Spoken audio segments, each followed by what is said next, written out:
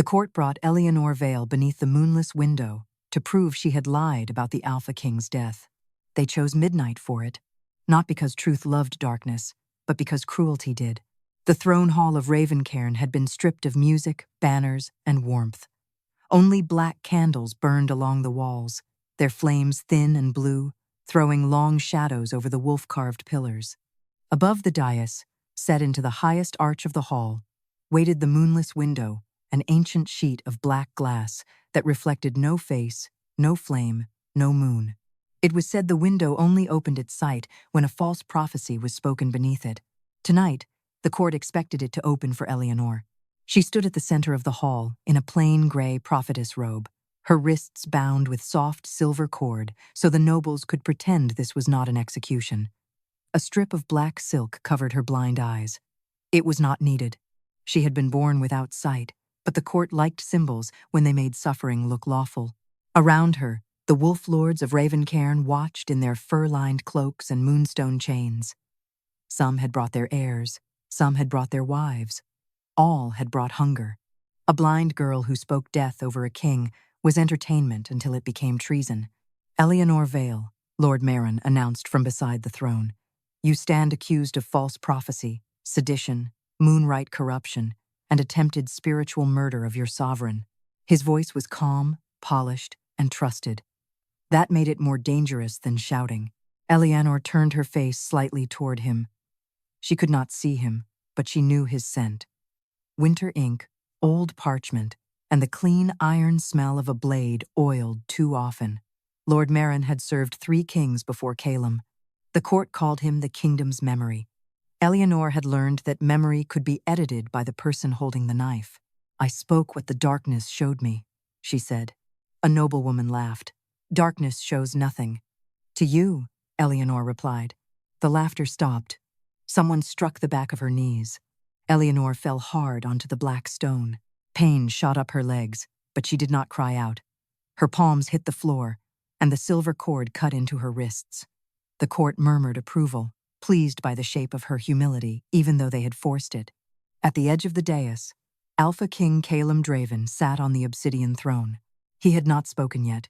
Elianor could feel him more clearly than anyone in the hall, not by sight, not by prophecy, by the weight his presence placed on every breath. He was power held under iron restraint, a man with a wolf so dominant that even silence bowed around him. His scent should have been pine, storm, blood, and moonlit fur. But beneath it, something was missing.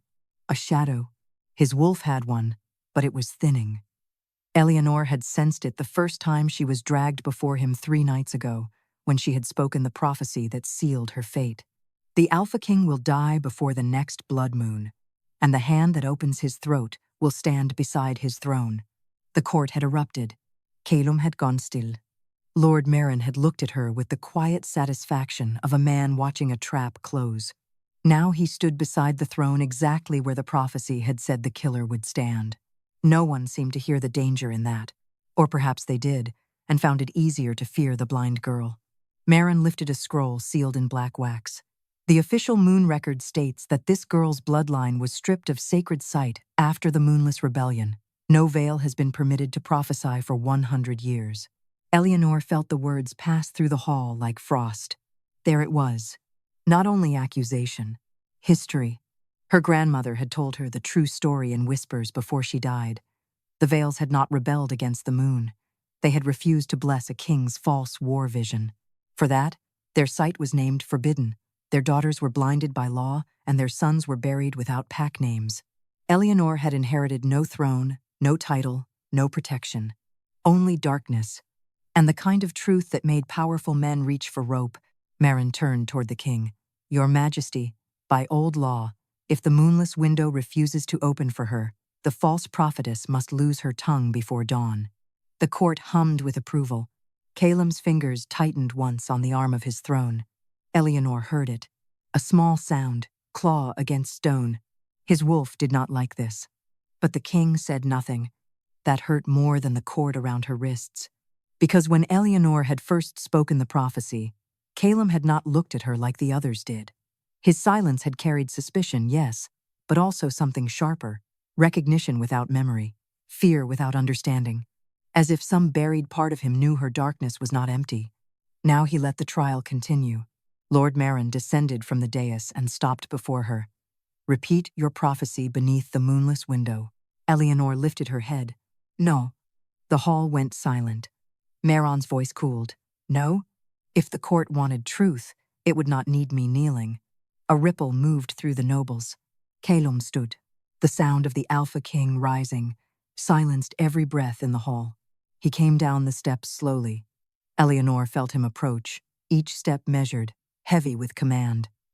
He stopped close enough that his shadow should have covered her. It did not. That absence chilled her. "Speak the prophecy," Caelum said. His voice was deep, controlled, and edged with something she could not name. Elianor turned her covered eyes toward him. "And if it kills you?" The court recoiled. Caelum did not. "Then I would rather hear death from your mouth than from a knife I trusted."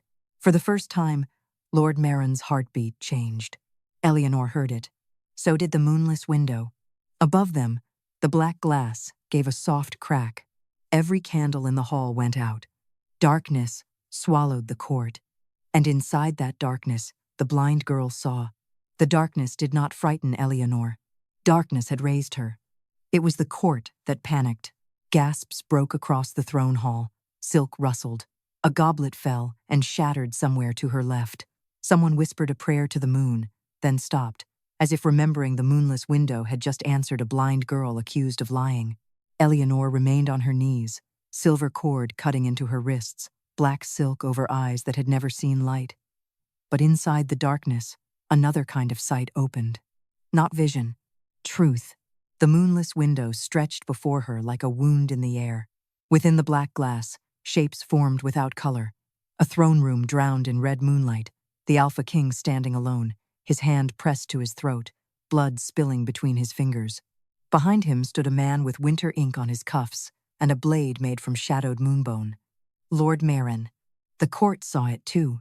A scream tore through the hall. "No," Maron said. "One word. Too quick. Tubara."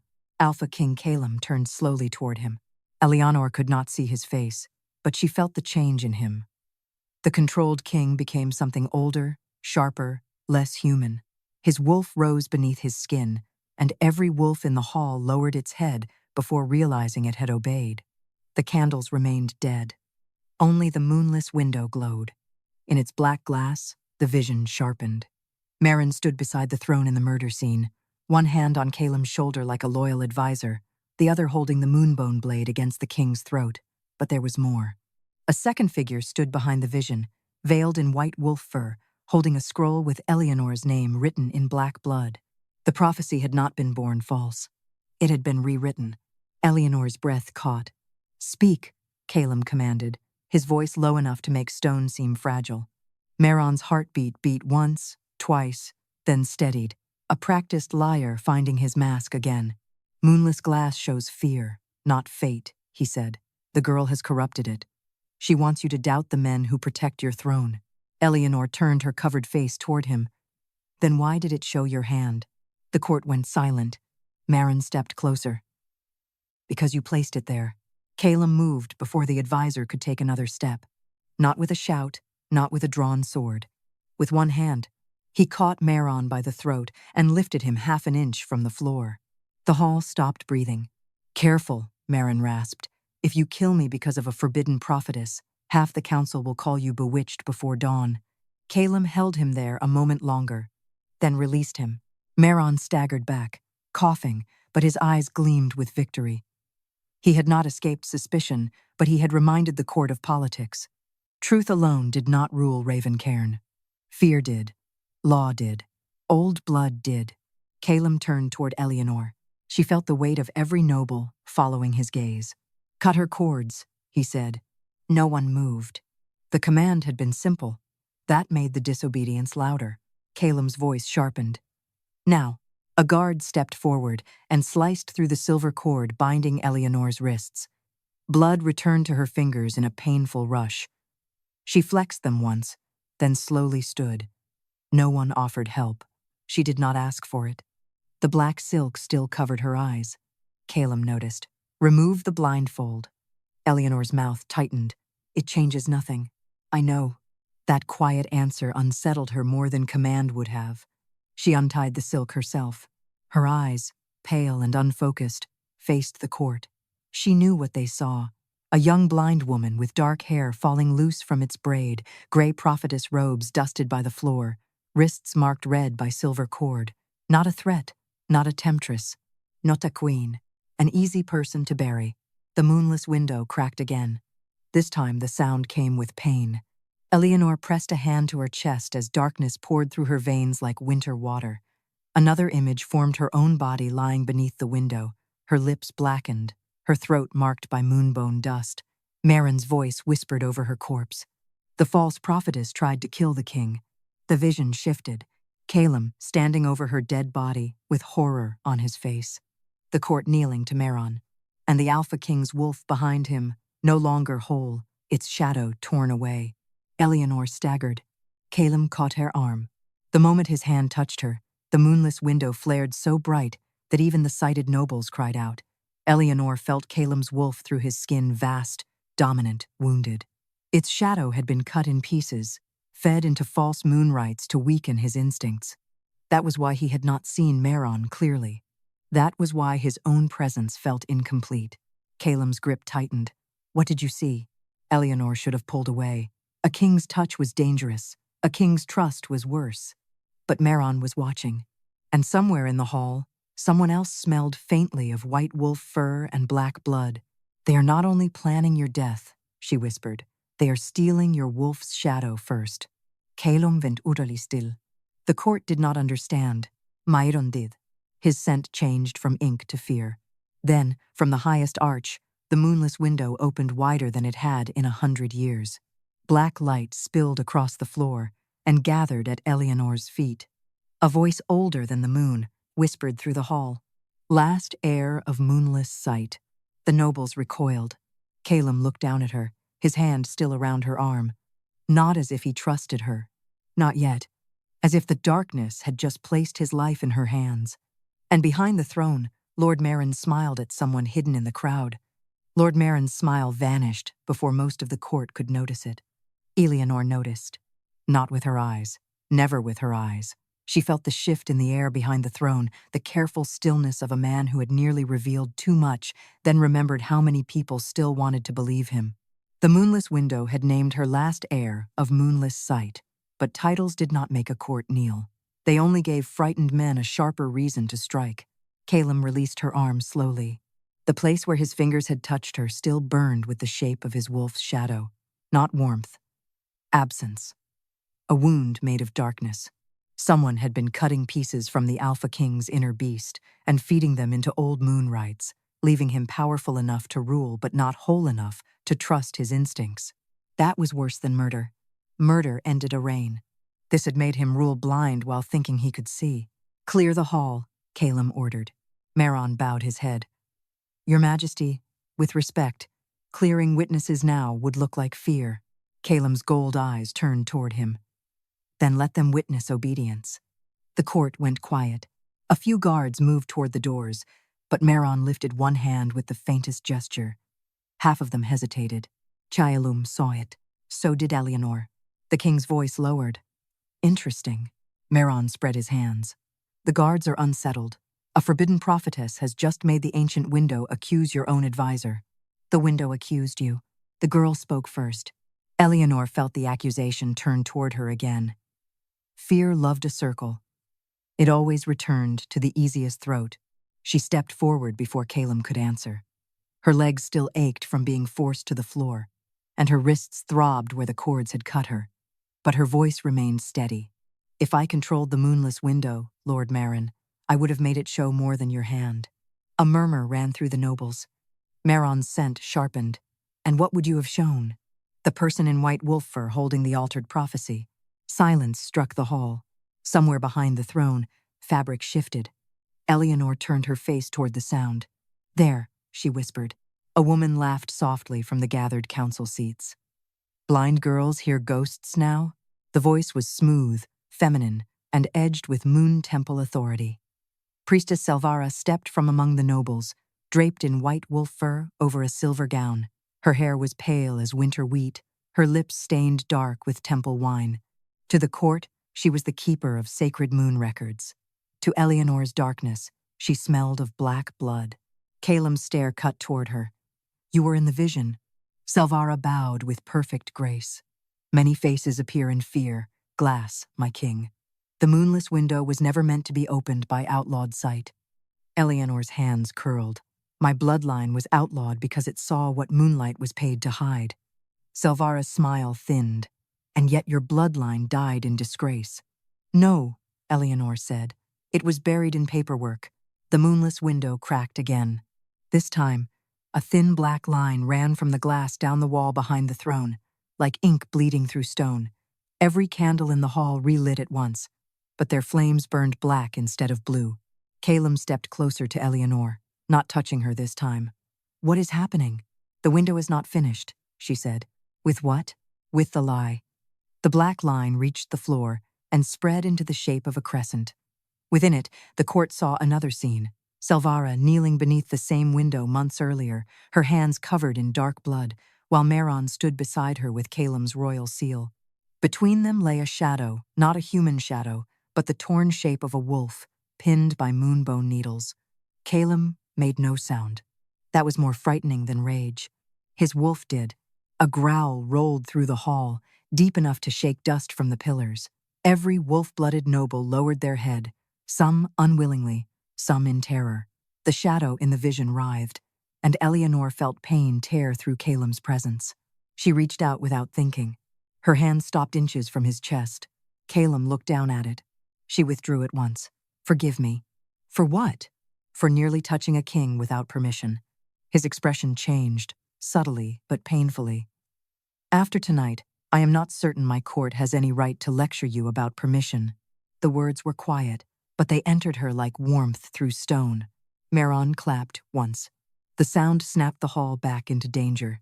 "A moving performance," he said, "but old shadow rites can be imitated. A forbidden prophetess could easily create these illusions to turn the king against his council and temple." Salvara lifted a hand. "There is one way to settle this." Elianor's blood chilled. Caelum turned toward her. "Name it." The priestess smiled. "Let the blind prophetess enter the moonless window." Gasps rose. Even Meron went still for a fraction of a second, as if Salvara had chosen a risk too soon. Salvara continued, voice smooth. "If her sight is true, the darkness will return her. If it is false, the window will keep the liar." Caelum's answer came immediately. "No." That single word changed the room. Elianor felt it. So did the court. The Alpha King had not fully trusted her. He had not cleared her name. He had not named Meron guilty beyond question. Yet his refusal had come too fast to be political. Meron's voice softened with poison. "Your Majesty, refusal will look like attachment." Caelum's eyes blazed. "Then let it." Elianor's breath caught. Salvara's smile sharpened. A king defending a moonless witch before proof. How quickly prophecy becomes seduction. The nobles began to whisper. Elianor understood the trap. If Caelum protected her now, Meron and Salvara would use it to weaken him. If he forced her into the window, he might lose the only person who could see the knife coming for him. So she made the choice before they could make it for her. "I will enter," she said. Caelum turned on her. "No." Elianor faced the sound of his voice. "You said you would rather hear death from my mouth than from a knife you trusted. Then hear this too. If I do not go in, they will keep calling every truth I speak a spell." His jaw tightened. She stepped toward the black crescent spreading beneath the moonless window. The darkness rose to meet her feet like water. Caelum caught her wrist. This time, she did not flinch. His voice dropped low, meant only for her. "If it takes you, I will tear the wall down." Elianor's heart struck once, hard. "Then be careful, Alpha King," she whispered. "The wall may be the only thing holding your shadow inside." She pulled free gently and stepped into the black light.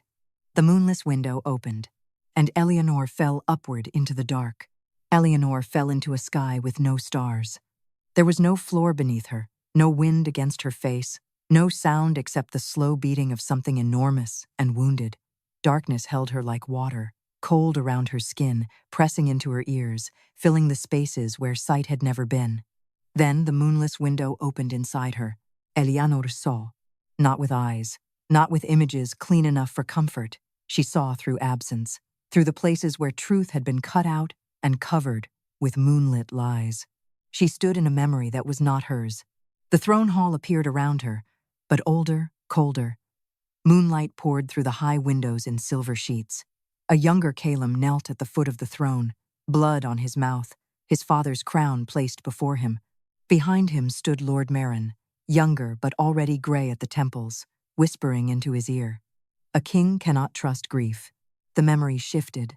Priestess Selvara held a bowl of black blood beneath the moonless window. In the bowl writhed a torn piece of shadow shaped like a wolf's ear. She dipped a moonbone needle into it and stitched the shadow into a scroll. Elianor understood. They had not only altered prophecy, they had sewn pieces of Caelum's wolf into the false records so every lie would smell like him. Every warning against Elianor had carried the king's own shadow, making his instincts turn against the truth. A sound broke behind her. A growl. Elianor turned. Caelum's wolf stood in the dark. It was vast, black-furred, gold-eyed, and incomplete. One side of its body burned with royal strength. The other faded at the edges, torn into strips of shadow that drifted upward like smoke. Moonbone needles pinned several pieces of it to the darkness. Each needle led to a different memory.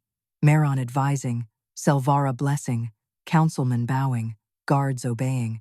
The wolf lowered its head toward her. Blind seer. Elianor's throat tightened. I cannot free you alone. The wolf's gold eyes narrowed. You already saw the knife. Yes, but seeing is not stopping. The darkness pulsed.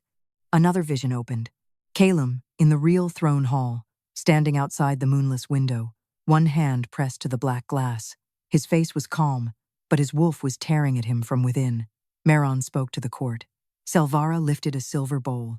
The nobles watched with hungry fear. And behind Caelum, a guard slowly drew a moonbone dagger.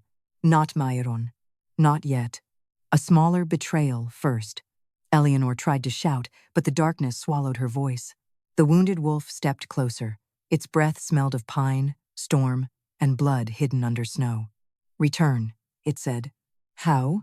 The wolf lowered its head until its brow touched hers. Pain entered her. Elianor gasped as darkness opened behind her ribs.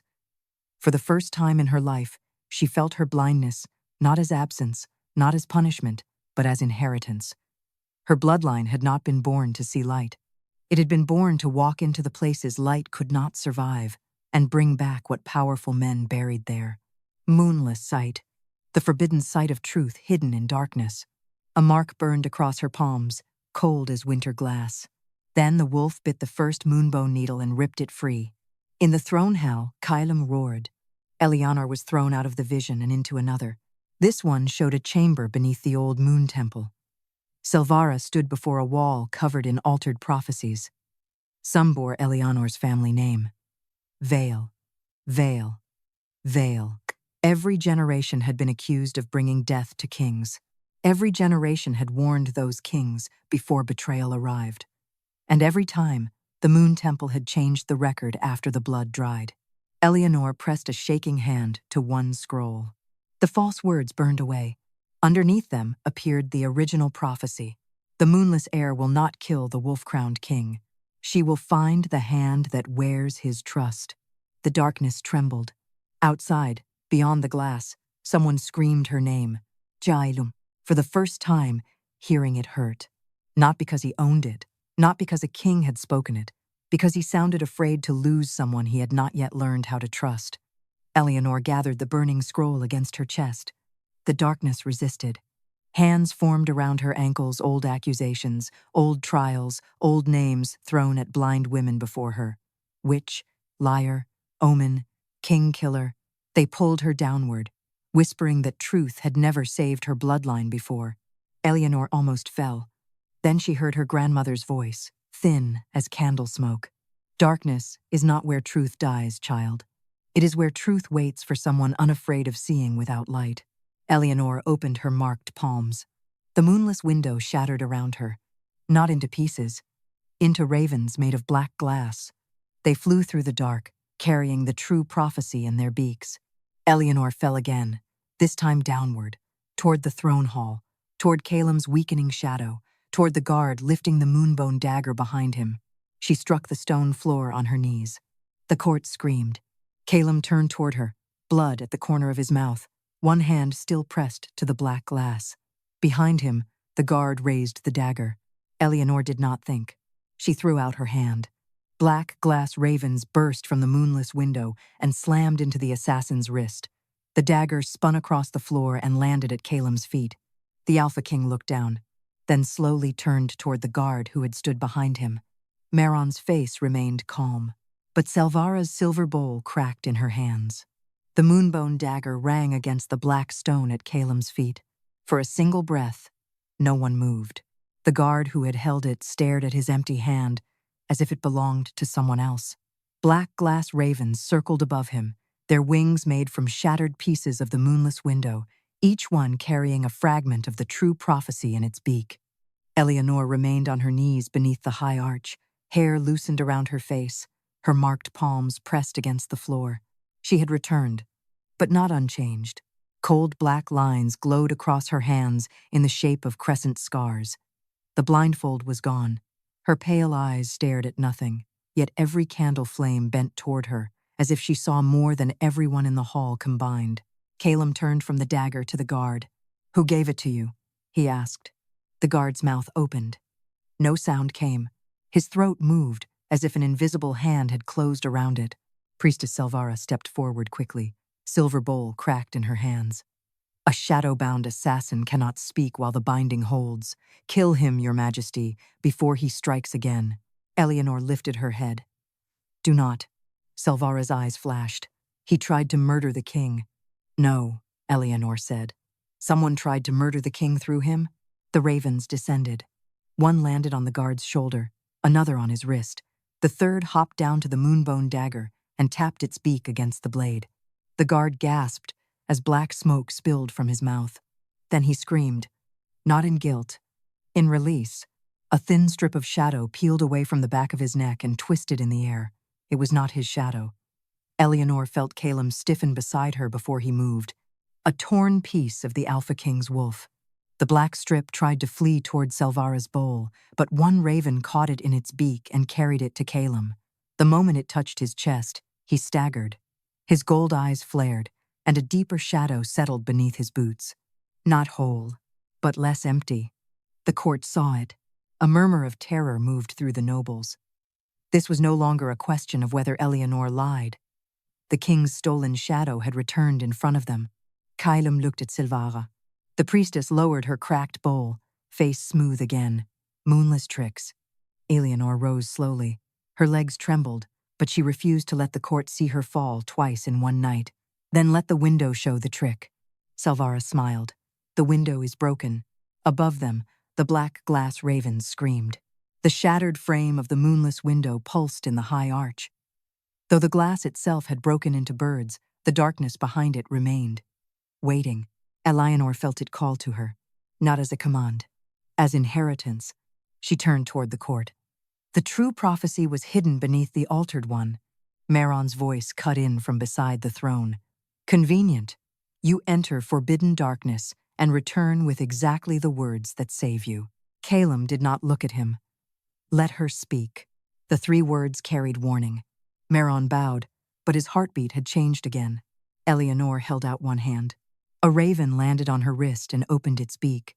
A strip of black glass unfolded like a scroll. Letters burned across it, not silver like temple scripture, but deep violet black, the color of sky before storms. Elianor could not see them. She did not need to. The words entered her blood. "The moonless air will not kill the wolf-crowned king," she said. "She will find the hand that wears his trust." Silence. Then a noble lord whispered, "That is not the record." "No," Elianor said. "It is what the record was before it was changed." Caelum stepped toward Meron. "Who altered it?" Meron's expression remained sorrowful, almost tender. "You are wounded, my king. Your wolf is unstable. That girl has entered your shadow and brought back pieces of it to make you believe she heals what she first corrupted." Caelum's jaw tightened. The accusation was clever. It gave the court something to hold, the the fear that Elianor had caused the wound she claimed to expose. Elianor felt suspicion moving again, faint but dangerous. Her power had revealed truth, but truth still had to survive men skilled at twisting it. Then the freed guard fell to his knees. "My king," he rasped. I remember her voice. Everyone turned toward him. "Silvara van Stil." The guard pressed both hands to his throat, coughing through the last of the binding smoke. "The priestess. She gave me wine before the trial, said the king might need protection from the blind witch." After that, I remember nothing until the ravens struck me. Silvara's face did not change, but the cracked silver bowl in her hands began to bleed black. Caelum saw it. "Seize her," he ordered. 2 guards moved. Silvara lifted the bowl and flung its contents across the floor. Black blood spread into a crescent around her feet. The guards who crossed it collapsed, clutching their shadows as if something had bitten into them. The court screamed and scattered back. Silvara's white wolf fur lifted in a wind that touched no one else. "You think you have won because the dark girl found a scrap of truth?" she said. Her voice no longer sounded human enough. Meron stepped away from her. Elianor heard it. Not fear. Distance. He was letting Silvara burn first. Silvara raised both hands toward the moonless window's broken frame. "Then let the court see what moonless sight truly costs." The black blood on the floor rose in threads and shot toward Elianor. Caelum moved in front of her. This time, Elianor caught his arm before he could take the strike. "No," she said. The black threads wrapped around both of them. The court vanished. The throne hall vanished. And Elianor found herself standing inside Caelum's stolen shadow, with the Alpha King beside her and 1,000 knives made of moonlight pointed at his wolf. Caelum's stolen shadow was not empty. It was a battlefield. Elianor stood in a world made of black snow and broken moonlight, her hand still gripping Caelum's arm. Around them stretched a forest of dead white trees, each branch hung with thin blades carved from moonbone. The blades pointed inward, toward the wolf at the center of the dark. Caelum's wolf. It stood chained beneath a black moon, enormous and wounded, one side of its body burning with gold-eyed fury, the other torn into strips of shadow pinned to the trees. Every time the wolf pulled against the chains, moonbone knives sank deeper into its flesh. Caelum went still beside the hair. For the first time since she had met him, the Alpha King looked truly shaken. "This is inside me," he said. Elianor heard no vanity in the words, only horror. "Yes." His jaw tightened. "How long?" She listened to the darkness. Moonless sight answered in fragments. Old rites, blood bowls, Meron's seal, Silvara's chanting, a young king grieving too hard to question who stood closest. "Years," she said, "since your father died." Caelum closed his eyes once. The wounded wolf lifted its head toward him. "You let them near." The words were not accusation alone. They were grief. Caelum stepped forward, but 1,000 moonbone blades trembled in the trees. If he moved too quickly, they would fall. Elianor caught his wrist. "Do not rush." His eyes flashed. "That is my wolf. And this is their trap. They wanted you angry enough to tear yourself apart." The darkness shifted. Priestess Silvara appeared between the trees, not fully flesh, not fully vision. Her white wolf fur dragged over the black snow. In her hands, she held the cracked silver bowl, now filled with pieces of Caelum's shadow. "You should have let him die blind," Silvara said to Elianor. "A king without instinct is easier to guide than a king with grief." Caelum's voice turned deadly. "Guide?" Silvara smiled. "Rule through, if you prefer honesty." Behind her, another figure formed. Lord Meron. Not beside her, behind Caelum's wolf. A moonbone blade rested in his hand, its tip pressed to the beast's throat. Caelum took one step. The blades in the trees dropped lower. Elianor gripped his wrist harder. Caelum, hearing his name from her mouth, seemed to reach him where command could not. He stopped, breathing like a man holding a storm inside his ribs. Meron smiled with familiar sadness. "You were always too strong to control whole. Your father knew that. He feared what you would become if your wolf ever answered only you." "My father ordered this?" Caelum asked. The question sounded carved from stone. Meron's silence answered first. "Silvara did the rest. Your father began it. We perfected it." For one moment, the forest itself seemed to hold its breath. Then Caelum laughed once, low and broken. Elianor had heard many dangerous sounds that night. None frightened her like that laugh. The chains around his wolf went red hot. The beast snarled, and the moonbone blades began to shake loose from the trees. Selvara's smile widened. Yes, rage is faster. Break yourself for us. Elianor stepped in front of Caelum.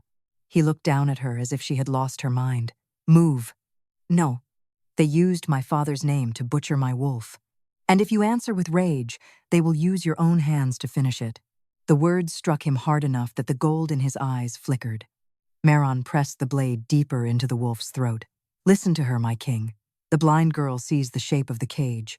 How touching, how useless. Elianor turned toward his voice. She was no warrior. She had no sword, no claws, no court title. Her palms still burned with moonless marks, and her body in the real hall might have already collapsed under Selvara's spell. But darkness was not where truth died. She lifted her marked hands. I do not need to cut the chains, she said. Selvara's expression changed. Elianor understood then. The chains were not only magic, they were false memories, altered prophecies. Half-truths Caelum had been forced to believe until they hardened around his wolf. She touched the nearest chain. A vision opened. Caelum as a boy, kneeling before his father, being told that instinct made kings into beasts. Another link showed Meron whispering that mercy was weakness. Another showed Selvara blessing a false prophecy that said moonless blood would one day kill him. Elianor spoke into the dark. False. The link cracked. She touched another. False. Another broke. Caelum stared at her, then at his wolf. Understanding entered his face like pain. He stepped beside her and placed his hand over the next chain. False. The word came out rough. The chains split. Together they moved around the trapped wolf, naming each lie as it appeared. False counsel, false grief, false prophecy, false loyalty, false fear. Every spoken truth broke another link, and with each one, Caelum's wolf grew darker, larger, more whole. Meron's smile faded. Selvara screamed and lifted her bowl. The moonbone blades finally fell. Elianor raised both hands, but Caelum moved with her this time, not in front of her.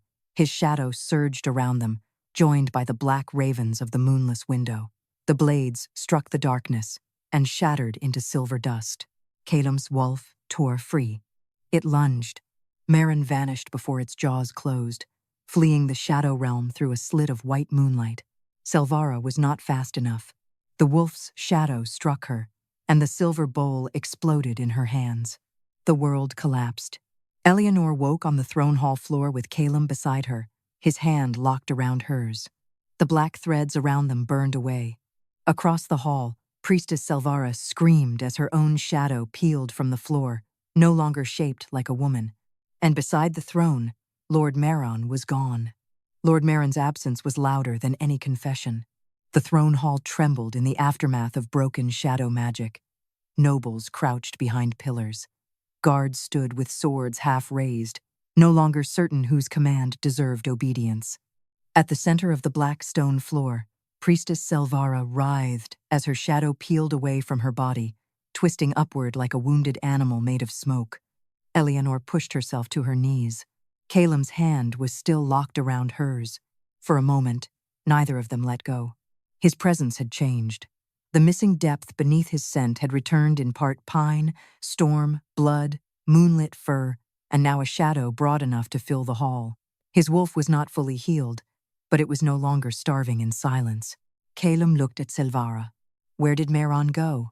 Selvara laughed through pain. Where loyal men go when kings finally learn to see too late. Caelum rose. The court shrank from him. His shadow moved with him now, vast and wolf-shaped across the floor. It stretched toward Selvara, and she flinched despite herself. Elianor stood more slowly. Her legs shook, but she forced them steady. The moonless marks across her palms burned cold. They were not wounds anymore. They were doors. Meron did not flee randomly, she said. Caelum turned toward her. You know where he is? I know what he still needs. The black glass ravens circled above the broken moonless window. One landed on the arm of the throne and opened its beak. Inside its throat, Elianor heard the echo of the true prophecy. the hand that wears his trust.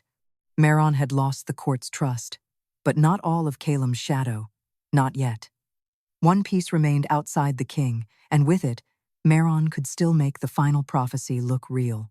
Elianor faced the dais. He is going to the old moon vault. Selvara's laughter stopped. Caelum saw the answer in her silence. What is in the vault? Elianor listened to the dark beneath the palace. The first death record of your bloodline, the one your father used to begin the shadow, cutting. Caelum's expression hardened. If Meron destroys it? Then the original crime dies with him. The court will remember only confusion. They will say Selvara acted alone, that Meron fled because of fear, not guilt. And the prophecy will still be wounded enough to be used against me. Meron's voice suddenly filled the hall from every black candle. You always were clever for a forbidden girl. Every candle flame stretched into his face, thin and distorted by shadow. Caelum's wolf shadow snarled.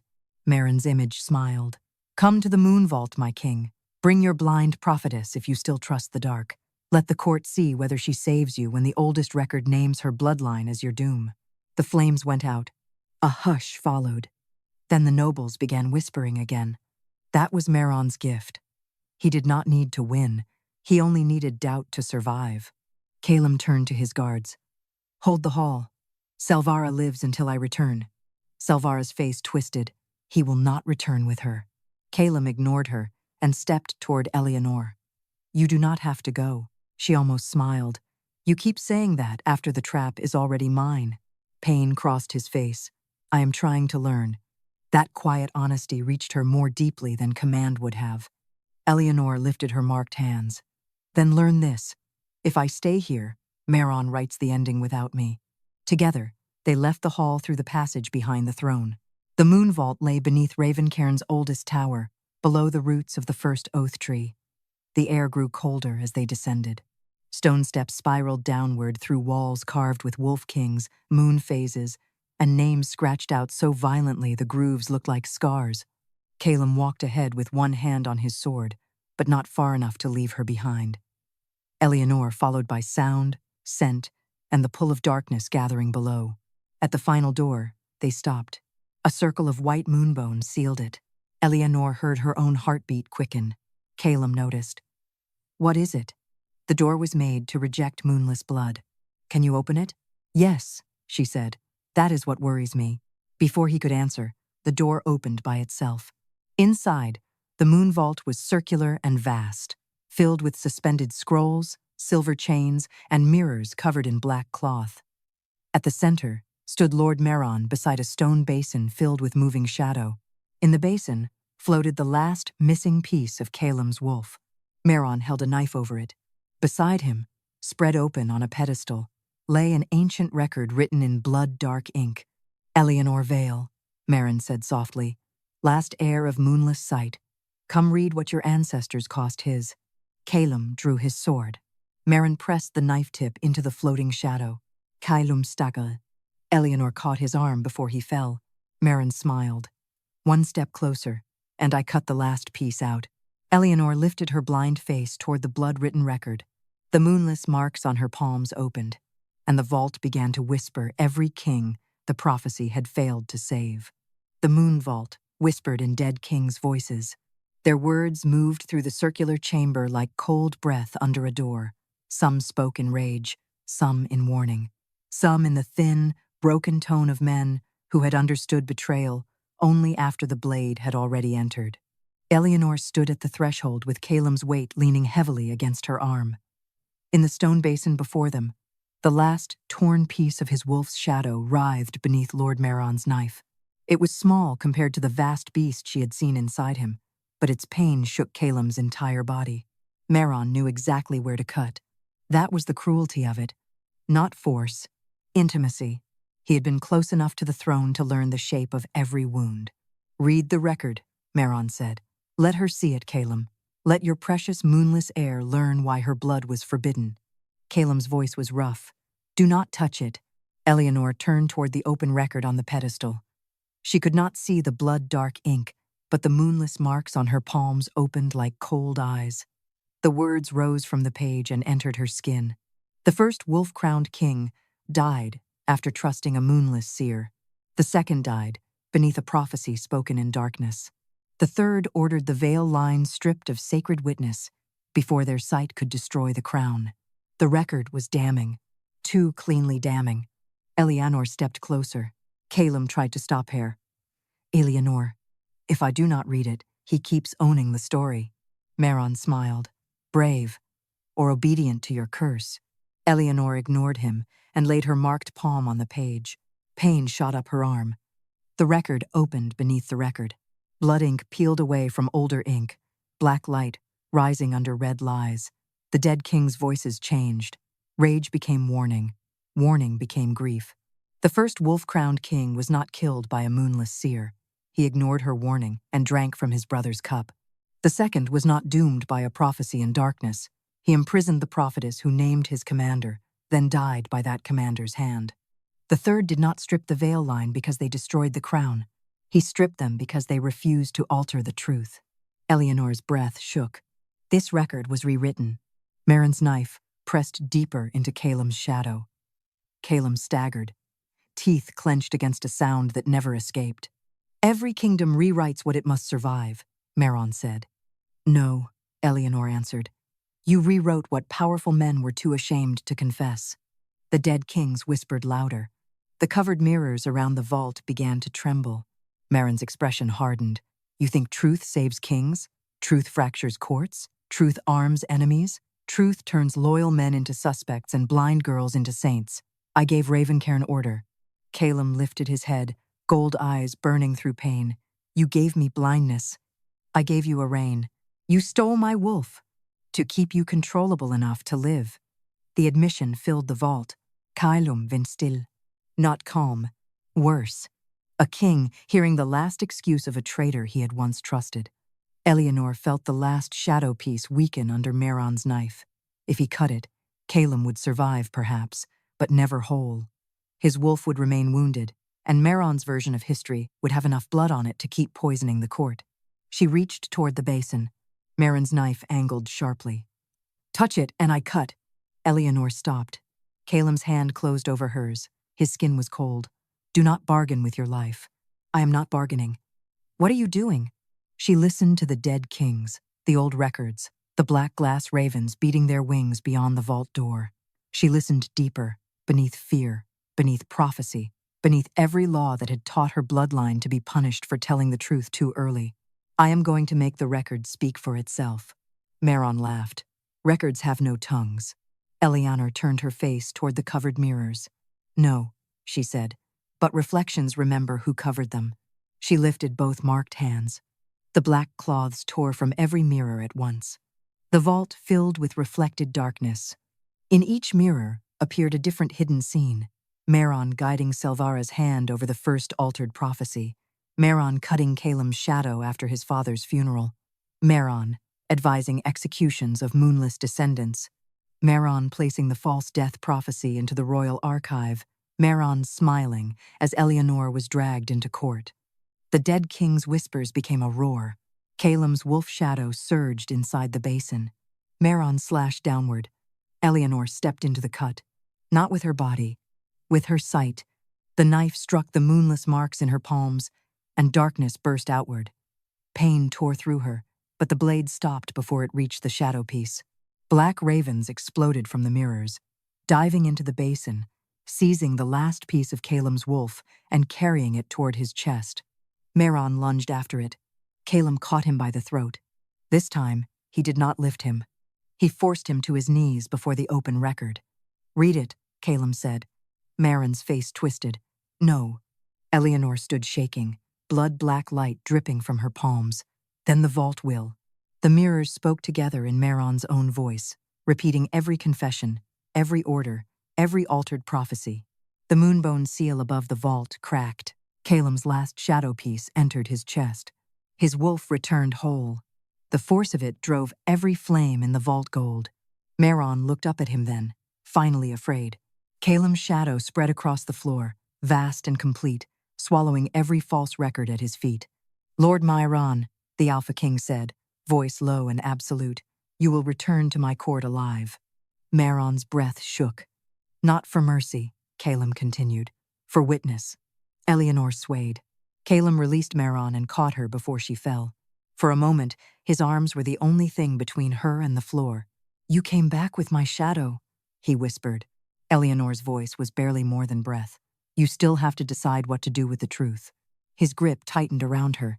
Above them, the moon vault opened toward the throne hall, carrying Meron's confessions in every dead king's voice.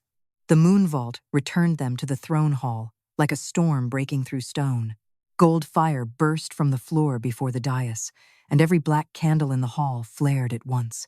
Nobles screamed and scattered as Caelum emerged with Elianor in his arms, and Lord Meron bound behind them by chains of living shadow. The mirrors from the vault floated in fragments above the court, each shard reflecting one of Meron's crimes. No priest could cover them. No councilman could rewrite them. The dead kings spoke from the glass in Meron's own voice. "I altered the prophecy. I cut the king's shadow. I named Moonless Blood a threat so no one would believe the warning." The court listened in horror. Elianor tried to stand on her own, but her knees weakened the moment Caelum set her down. He kept one arm near her back without forcing it there, close enough to catch her if she fell, far enough not to make the court think she stood because of him. She noticed. So did Meron. Even bound, kneeling, and exposed, the old advisor lifted his head with a thin smile. Look how quickly a king learns tenderness when a forbidden girl returns his beast. Caelum's wolf shadow spread behind him, whole now, vast and dark with gold eyes burning above the throne steps.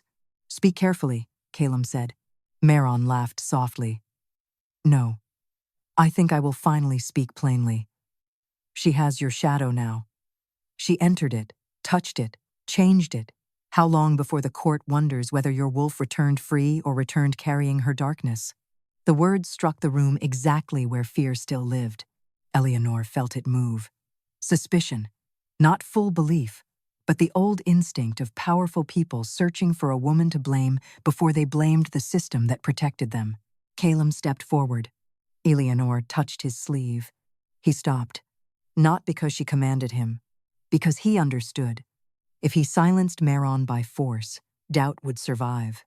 Elianor faced the court, blind eyes uncovered, black, moonless marks glowing across her palms.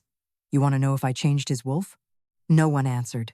The silence was answer enough. She lifted her hands. Pain lanced through her wrists, but she kept them steady. Then look. The black glass ravens descended from the broken moonless window and circled Caelum. One by one, they opened their beaks and released fragments of shadow back into the hall, not pieces of Caelum now, but memories of what had been done to him. The court saw Meron standing at a boy king's shoulder after his father's death. They saw Selvara stitching royal shadow into false prophecy. They saw council seals pressed onto orders, stripping the veil bloodline of sacred witness. They saw Elianor's ancestors dragged beneath the same window and condemned for warnings that had later proved true. The last raven landed on Caelum's shoulder. It opened its beak. This time, the court saw Elianor inside the shadow realm, not taking power, not binding the wolf, but naming the lies that held it. False grief, false counsel, false prophecy, false loyalty. With every word, the chains around Caelum's wolf had broken. A nobleman near the front sank to one knee, then another. Not to Elianor, to the truth they could no longer survive denying. Meron's smile faded. Priestess Selvara, still bound in black shadow near the pillars, lifted her ruined face. Her white wolf fur had turned gray at the edges, and her own shadow no longer matched her body. "Do not kneel," she hissed. "If Moonless Sight is restored, every prophecy we sealed can be opened. Every marriage, every border war, every execution blessed by the temple can be questioned." Elianor turned toward her voice. "Yes." The single word chilled the hall. Selvara stared at her. "You would break the kingdom for revenge?" "No," Elianor said. "I would stop calling broken things whole just because kings inherited them." Caelum looked at her then, and the power in his face softened into something raw. Pride, perhaps, or the beginning of devotion he was still too guarded to name. Meron saw it and struck one final place. "Ask her why the Moonless Window answered her so easily," he said. "Ask what it takes from a woman every time she enters darkness. Ask how many truths she can pull out before there is nothing left of her." Caelum's head turned sharply to Elianor. The court saw the question before he spoke it. Elianor's silence told him enough. His voice dropped. What did it cost you? She could have lied. She did not. Memory, she said quietly. The word seemed small until the moonless window gave a low crack above them. Elianor pressed one hand to her chest. Each time I enter, the darkness takes something personal before it returns something true. A voice, a touch, a face I never saw, but still remembered. Tonight it took part of my grandmother's song. For the first time, Caelum looked truly afraid. Not of her. For her. Meron laughed under his breath. There is your savior, Ravencairn. A blind prophetess who will hollow herself out until she becomes nothing but a window. Caelum's wolf shadow snarled, but Elianor spoke first. Better a window than a sealed room full of knives.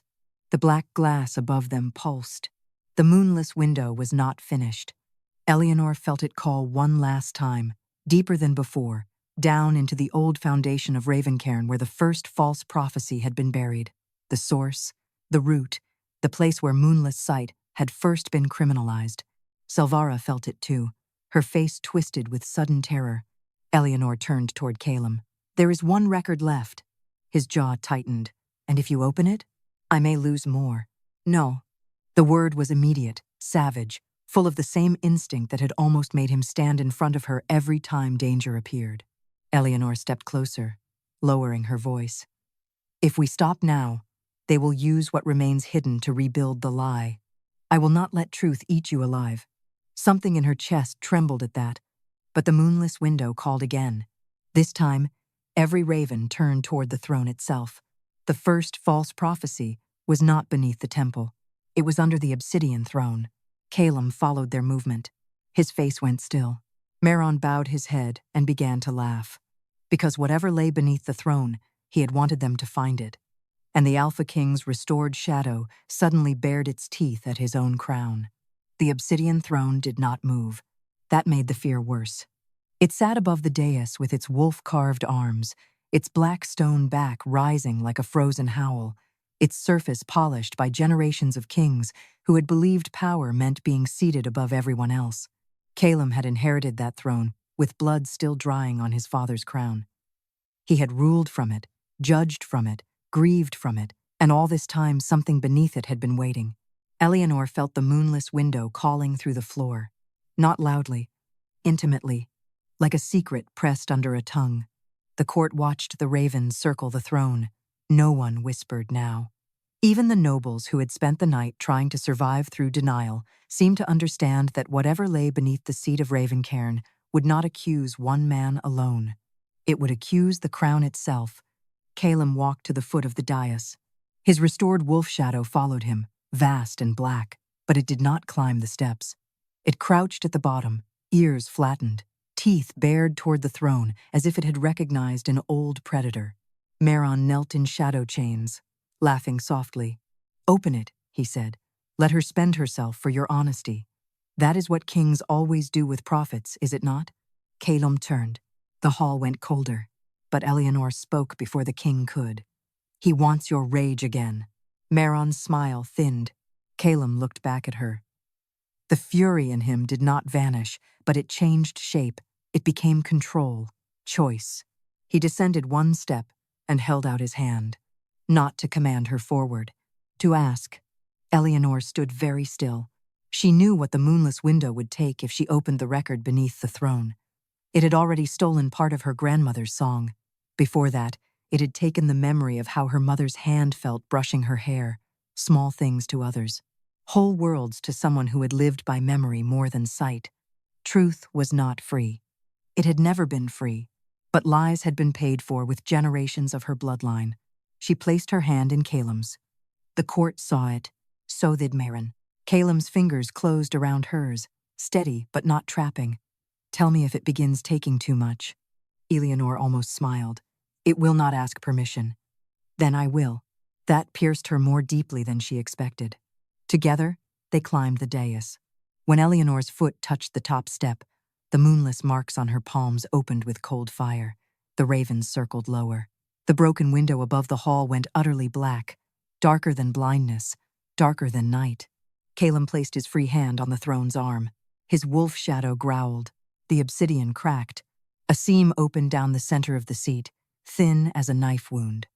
From within rose a box made of old moonbone, bound in black iron and sealed with the mark of the first wolf-crowned king. Caelum stared at it. "My blood seal," he said. "Older than you," Elianor whispered, "but it answers your line." The box opened by itself. Inside lay no scroll, only a strip of wolf hide, pale with age, covered in names burned into the skin. Elianor's stomach turned. The first false prophecy had not been written on paper. It had been written on a wolf. Caelum's grip tightened around her hand. "What is it?" Elianor listened. The hide began to speak. Not in one voice, but many the old kings, the condemned moonless seers, the wolves whose shadows had been cut to make royal instinct obey counsel. The first lie formed inside her. The wolf-crowned king must never trust the dark-sided bride, for she will make his beast kneel and unmake his throne. Elianor staggered. Caelum caught her at once. "Elianor." The moonless window reached into her. A memory loosened. Her grandmother's song faded further. The melody broke in the middle, leaving only the first notes and a silence where warmth had lived. Pain crossed her face before she could hide it. Caelum saw. "No," he said, voice rough. "Stop." But the hide had begun to burn with hidden writing. Elianor forced herself upright. Not yet. She placed her marked palm over the wolf hide. Darkness surged. The false prophecy peeled away. Beneath it, older words appeared, carved in truth and blood. When the wolf-crowned king is betrayed by the hand beside his throne, the moonless heir shall stand in darkness and return his shadow. If he fears her, he dies blind. If he trusts her, the throne must answer both truth and beast. The hall shook. Every wolf in the court whimpered. Caelum's restored shadow rose behind him, no longer snarling at the throne. It stared at Elianor. Then it lowered its head. Not in submission. Recognition. Meron stopped laughing. Elianor swayed as the moonless window reached again. This time it did not take a song. It reached for Caelum. The memory it wanted was not hers. It was the first moment she had heard his voice without fear. She felt it slipping away, his words beneath the window, when he had said he would rather hear death from her mouth than from a knife he trusted. That moment had become the fragile beginning of trust between them. The darkness tried to take it as payment. Caelum felt her hand go cold. "What is it taking?" She could not answer without losing it faster. So she held his hand tighter. Understanding struck his face. His gold eyes burned. No. The word was not command. It was offering. Caelum pressed his palm over hers on the wolf hide. "Take from me." The court gasped. Elianor tried to pull back. "Caelum, do not. I have taken truth from your bloodline for generations. Let my line pay once." The moonless window opened wide. Darkness rushed over him. Caelum bowed his head but did not let go. A memory tore from him into the glass. His father placing the crown before him, not with love, but warning. A memory that had shaped his reign. A memory that had taught him kingship meant never trusting anything that made him feel human. The glass swallowed it. Caelum exhaled like a man freed from an old chain he had mistaken for bone. The wolf hide ignited with black flame. The first false prophecy burned away completely. In its place rose one final truth, written across the air where every noble could read it. Moonless sight was never treason. It was the crown's last warning. The throne cracked from base to crown. Not destroyed. Opened. Inside the obsidian, silver roots spread like veins, reaching toward the broken moonless window, toward Caelum's wolf shadow, toward Elianor's marked hands. The old pact remade itself before the court. A king could rule, but no king could bury a true prophecy again. Meron stared at the opened throne, and for the first time, despair replaced calculation. "You have ruined the crown," he whispered. Caelum looked at Elianor, his face pale, his hand still over hers. "No," he said. "We found what it was supposed to be." The moonless window gave one final crack. A black raven flew down and dropped the burned remains of the false prophecy at Meron's knees. Then every shadow in the hall turned toward him. Every shadow in the throne hall turned toward Lord Meron. Not only the shadows of men and women, the shadows of pillars, banners, candles, wolves carved into stone, Even the vast shadow beneath the obsidian throne stretched toward him like a living sentence finally reaching its end. Meron looked around once. For the first time that night, the old advisor had nowhere to stand that did not remember him. Caelum descended the dais slowly, his hand still linked with Elianor's until the last step. Then he released her, not because he wished distance, but because judgment had to walk on its own feet.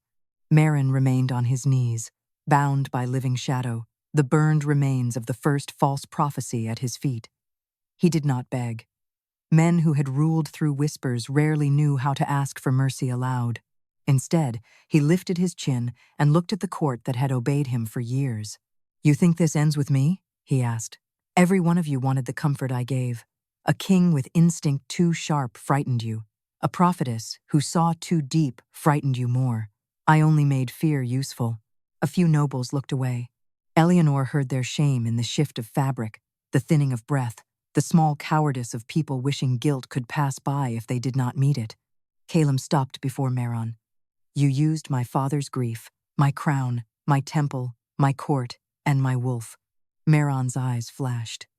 "I protected Ravencairn from a king who might have become impossible to guide." "You mean impossible to own." The words landed cleanly. Meron's mouth tightened.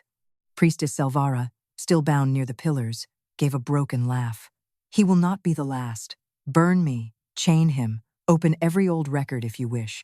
Courts love truth only while it points at someone else." Elianor turned toward her. "Then we will make it point everywhere." The moonless window pulsed above them. Though shattered, it was no longer broken in the way the court understood.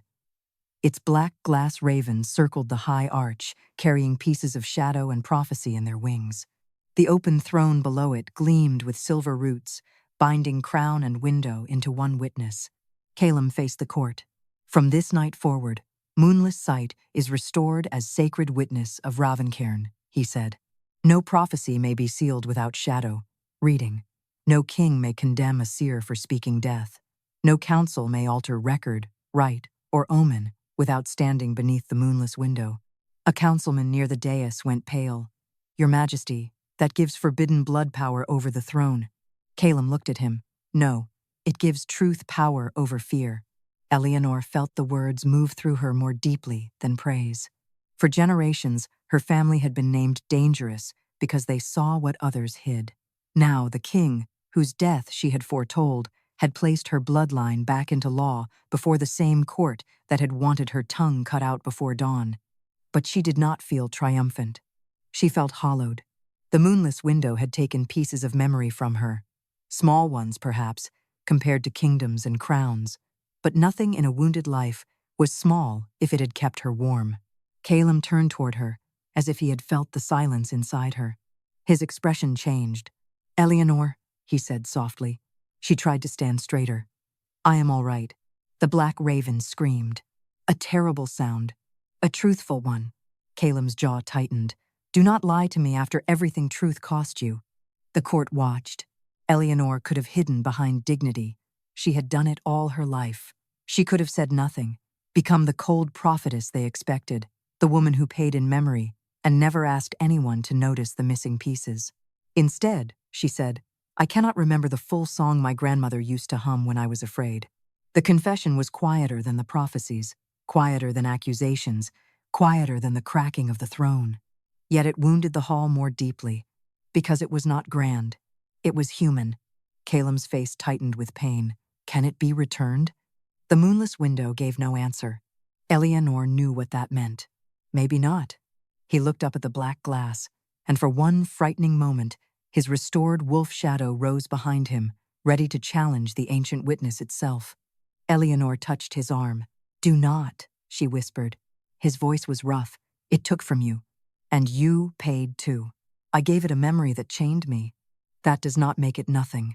He looked at her then, truly looked, as if seeing not a prophetess, not a savior, not a forbidden heir, but a woman standing in the ruins of what she had lost to keep him alive.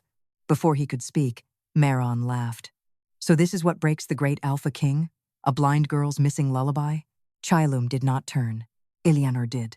Her pale eyes faced Meron with calm, so cold the shadows around him stilled. "No," she said. "What breaks him is learning that men like you made tenderness look like weakness for so long that you no longer recognize power when it refuses to be cruel. Marin's smile died. The moonless window answered. A black raven flew down and landed before Elianor, dropping a single shard of glass into her palm. Inside it, faint and broken, hummed 3 notes of a song. Not the whole melody. Not enough to restore what was taken, but enough to prove memory could leave an echo. Elianor closed her fingers around it. Tears rose behind eyes that had never seen light. Caelum stepped to her side. This time, when he faced the court, he did not stand before her. He stood beside her. "Lord Marin will live," he said. The advisor's eyes narrowed. Caelum's shadow wrapped tighter around him. "He will read every altered prophecy aloud beneath the moonless window until his voice fails. Priestess Salvara will open the temple records she corrupted. Every council's seal tied to the veil condemnations will be broken before sunrise." Salvara spat. "And the court will obey because you found your wolf again?" Caelum's gold eyes burned. "No, they will obey because if they do not, the window will show why." Silence followed. Not peace. Not yet. But the old fear had changed direction. Elianor lifted the shard of song to her chest. Above the throne, the moonless window darkened, no longer hungry, only watchful. Beneath it, the obsidian throne remained cracked open with silver roots shining through the black stone. The court had brought her there to lose her tongue. Instead, she had given the kingdom back its shadow. And as dawn began to pale the high windows of Ravencairn, the Alpha King lowered his head before the blind prophetess, not in surrender, not in worship, but in witness. The entire court saw, and no one dared laugh. Dawn did not enter Ravencairn gently. It came pale and cold through the high windows, touching the cracked obsidian throne, the shattered moonless window, the bound traitors, and the blind prophetess who still stood where the court had expected her to kneel until judgment took her tongue. Elianor felt the morning more than saw it. Light meant little to her eyes, but warmth touched the stone beneath her feet, and the shadows around the throne no longer crawled like wounded things. They lay still now, watchful, restored to their rightful shapes.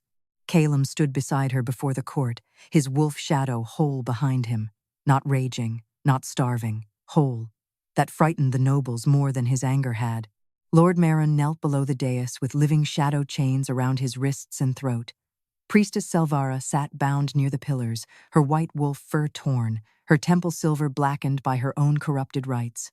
Both had the same expression now, not regret, but hatred sharpened by defeat. Caelum looked down at Marin. "Begin," Marin smiled faintly. "With which lie, my king?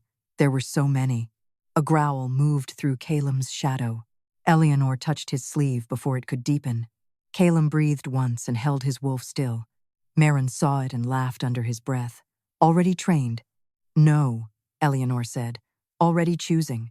The moonless window pulsed above her. A black glass raven dropped from the broken arch and landed before Marin.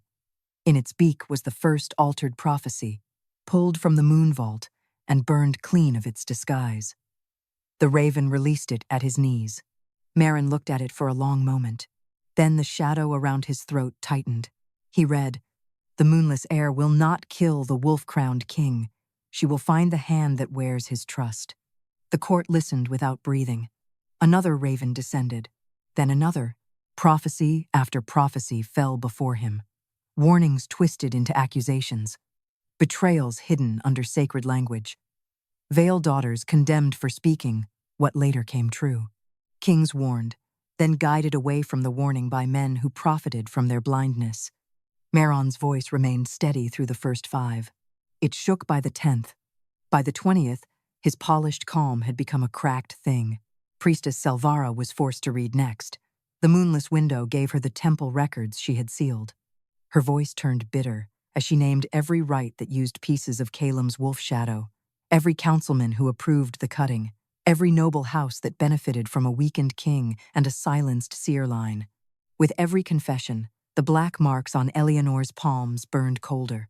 She felt each truth enter the court like a nail pulled from old wood. Painful, necessary, leaving holes that could no longer pretend to be smooth. A lord near the back rose suddenly. "Enough," We understand crimes were committed. Must the kingdom be humiliated until sunrise becomes blood? Caelum turned to him. You call truth humiliation because it no longer kneels to you. The Lord paled but did not sit. And what of her? He pointed at Elianor. Will we now be ruled by a blind prophetess and a broken window? Elianor faced his voice. You were never afraid of being ruled by me, she said. You were afraid of being seen by someone you could not flatter. The court fell silent. The moonless window gave a soft crack, not breaking, but approving. Caelum's gaze moved across the hall. Moonless sight is restored. The veil condemnations are revoked. Every seer executed under altered prophecy will be named in the royal record. Every family stripped of pack name under false moon law will have the right to reclaim it. A councilwoman whispered, This will unsettle every border. Yes, Caelum said. And if rival packs see weakness? His gold eyes burned. Then they will learn the difference between a kingdom that hid rot and a kingdom that cut it out.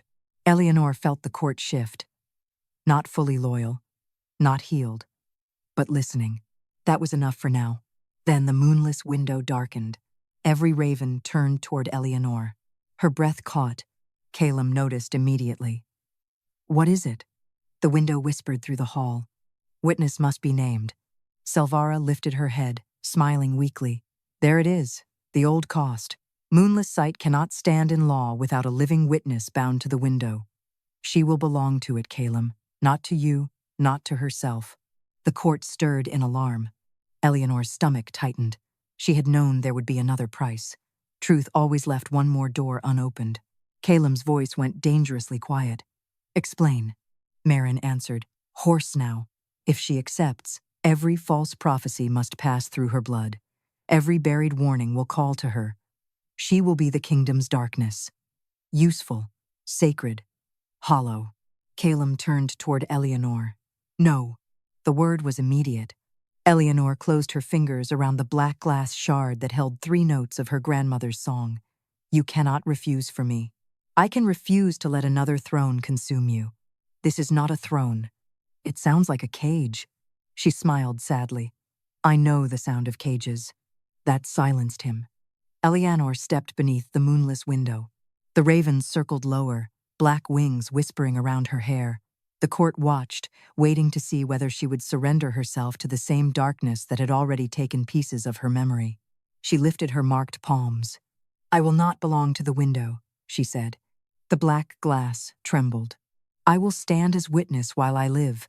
But Moonless Sight will no longer be one girl bleeding alone in a hall full of men demanding proof. The witness will be shared. Records, ravens, open rights. 3 seers from 3 bloodlines. No prophecy will depend on one throat again. A silence deeper than fear filled the hall. Caelum stared at her. Then, slowly, the moonless window answered. The black ravens flew upward and struck the shattered arch, becoming glass again, not whole, not smooth, but remade with silver lines between every crack. A window that remembered breaking. A witness that could no longer pretend darkness belonged to one person. Elianor swayed. Caelum caught her, but only by the hand.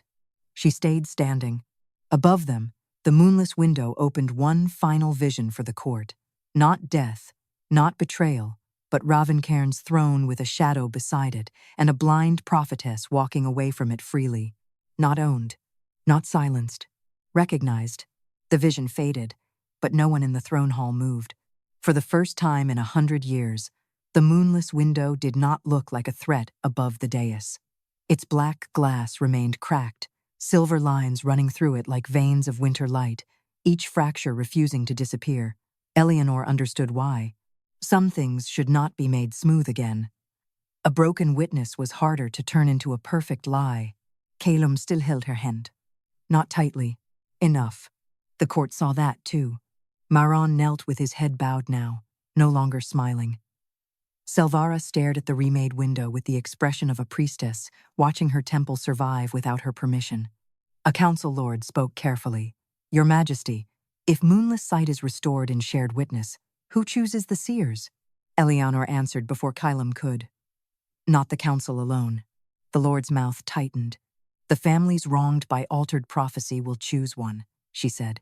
The Moon Temple, After its records are opened, may name one under public oath, and the third will be chosen by the window when a false prophecy is spoken before it. Selvara laughed bitterly. You would let darkness choose law? Elianor turned toward her voice. No, I would let darkness answer when law lies. The ravens along the window shifted, wings scraping softly against glass. Caelum faced the court. So it will be written. A noblewoman near the front sank to her knees. She was older, silver-haired, her face pale with years of carefully kept fear. My sister was named false seer 30 years ago, she whispered. She died without a pack name. The hall went still. Elianor heard the woman's breath break. What was her name? Elianor asked. Maris Thorn. The moonless window pulsed once. A black raven flew from the arch, circled the hall, and dropped a thin shard of glass at the woman's feet. On its surface, silver letters formed. Maris Thorn. Warning ignored. Record altered. The woman covered her mouth and wept. Then another voice spoke from the back. A man this time, then another. Names emerged one by one, trembling at first, then stronger. Dead seers, banished daughters, sons stripped of wolf right, families who had stayed silent because survival had demanded it. The ravens carried each name to the window. The cracked glass accepted them all. Elianor felt each one pass through the moonless marks in her palms, but this time the cost did not cut as deeply. The witness was shared now. The window did not feed on her alone. Caelum noticed her breathing ease. His thumb brushed once over the back of her hand, a gesture so small the court might have missed it. She did not. When the last name faded into the glass, Caelum turned to Myron and Selvara. Lord Marin, he said, you will live to read every altered prophecy into the new record. When your voice fails, the ravens will carry what remains. Priestess Selvara, you will surrender the temple vaults and stand trial before the families whose dead you renamed. Maron lifted his head. And when your enemies come, when they hear Ravencairn has cracked its own throne open for a blind girl's witness, Caelum's wolf shadow rose behind him, whole and vast. They will hear Ravencairn has its wolf back. The answer rolled through the hall like thunder under snow. No one challenged it. Selvara was dragged away first. Maron followed in shadow chains, his face gray now, not with fear of death, but with fear of being remembered accurately. That was a harsher punishment for a man who had survived by editing memory. At last, the court lowered its eyes. Not all in respect, some in shame, some in calculation, some in fear, but none in laughter. Elianor stood beneath the window, where she had once knelt, bound and accused. Her wrists still bore red marks from the silver cord, her palms carried moonless scars. Her grandmother's song was still incomplete, only 3 notes preserved in the black glass shard held against her chest. She had not won without losing, but she had not been emptied. Caelum stepped before her, then stopped himself and moved to her side instead. You should rest, he said quietly. So should you. I am king. Rest is a rumor. A faint smile touched her mouth. Then perhaps your restored wolf can hunt it down. For the first time that night, something almost warm passed through his silence. Not humor exactly. A beginning. He looked toward the cracked throne, then back to her. I owe you my life, my wolf, and the truth of my crown. You owe the kingdom what you promised. I will give it. And me? His voice softened. You owe me nothing. The answer startled her. Caelum lowered his head, not before the court this time, but only enough for her to hear the honesty beneath the power. If I ever ask you to stand beside me beyond witness, it will not be because prophecy placed you there. It will be because I cannot imagine a throne worth keeping if truth must stand far from it. Elianor's heart tightened. She did not answer with love. Not yet. Love needed more than a night of danger, more than a returned shadow, more than a king learning not to command what he feared losing. But she turned her hand in his and held on. Then ask me when Ravencairn can survive the answer, she said. His breath caught softly. Outside, dawn finally broke over the northern towers. Pale light entered the throne hall and touched the moonless window. For the first time in memory, the black glass did not reject it. It held both darkness and morning, cracked silver lines glowing between them. The court watched as Elianor Vale, the blind prophetess they had brought to be silenced, walked down from the dais beside Alpha King Caelum Draven. No cord bound her wrists. No silk covered her eyes. Behind them, the restored window released one final raven. It circled above the throne, then flew into the dawn, carrying the first true prophecy of the new reign. When darkness is honored, the wolf shall not die blind. And beneath the open sky, as Ravencairn's bells rang for truth instead of judgment, no one dared call moonless sight a curse again.